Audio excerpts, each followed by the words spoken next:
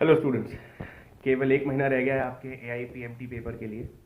तो इस एक महीने में बायोलॉजी को चैप्टर वाइज आप किस तरह से तैयार करेंगे उसकी बात करते हैं। सबसे पहले हम बात करें 11th के टॉपिक्स की। तो पहला यूनिट जो बायोलॉजी का 11th में है वो है living world, biological classification, plant kingdom और एनिमल किंगडम। याद रखिएगा, एनिमल किंगडम, प्लांट किंगडम और क्लासिफिकेशन में से ज़्यादा सवाल एग्जाम्पल्स के आते हैं या डायग्राम्स पे पूछे जाएंगे। तो एग्जाम्पल्स और डायग्राम्स बहुत ज़्यादा इंपॉर्टेंट हैं फर्स्ट यूनिट के लिए। ज़्यादा कॉन्सेप्ट की आवश्यकता नहीं है। स्पेशल फीचर्स हर प्लांट और एनिमल किंगडम के याद रखिएगा with examples and diagrams.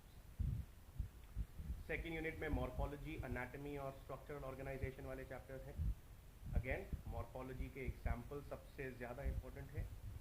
Animal tissues और कॉकरोच को आपको याद रखना ही है। एनिमल टिश्यूज में कौन सी टिश्यू कहाँ पर प्रेजेंट होती है और उसका फंक्शन क्या है, इस पे सवाल बनेंगे। यूनिट थर्ड जो है वो सेल डिवीजन और बायोमोलिक्यूल्स की है, जो सबसे आसान और सबसे ज़्यादा स्कोरिंग है। सेल आप 8th क्लास से पढ़ते आ रहे हैं, तो सेल ऑर्गेनेलीज और उनके फंक्शंस आप याद रखिएगा। क्वेश्चन हमेशा मैच द कॉलम्स के बेसिस पर आते हैं।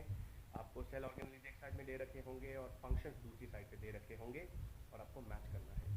बायोमोलिक्यूल्स में स्ट्रक्चर्स याद रखिएगा। Again focus on charts and diagrams. Next unit जो आता है वो है हमारे पास प्लांट फिजियोलॉजी का। प्लांट फिजियोलॉजी में सिर्फ NCERT तैयार करने से काम नहीं होगा। आपके क्लासरूम के नोट्स पे ध्यान दीजिएगा, कॉन्सेप्ट पे ध्यान रखिएगा। NCERT प्लस क्लासरूम नोट्स बहुत इंपॉर्टेंट है। आखिरी यूनिट 11 का है ह्यूमन फिजियोलॉजी। अगेन सबसे इंपॉर्टेंट टॉपिक्स जो हैं वो ह्यूमन फिजियोलॉजी हैं, क्योंकि 7 चैप्टर्स हैं। कम से कम 14 से 15 सवाल आपके पास ह्यूमन फिजियोलॉजी के आएंगे। मेक श्योर आपके कॉन्सेप्ट क्लियर हैं, NCERT अच्छी तरह पढ़ी है, क्लासरूम नोट्स अच्छी तरह पढ़े। 12th आप लोगों ने अभी अभी खत्म की होगी, काफ़ी लोगों ने। तो 12th के टॉपिक्स ज़्यादा स्कोरिंग होते हैं 11th के कंपैरिजन में। फर्स्ट यूनिट ह्यूमन रिप्रोडक्शन का है। ह्यूमन रिप्रोडक्शन और प्लांट रिप्रोडक्शन और human health.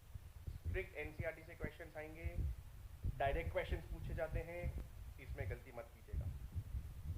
Second unit genetics, molecular biology और एवोल्यूशन। कॉन्सेप्ट्स पे सबसे ज़्यादा फोकस इन्हीं चैप्टर्स पे रहता है।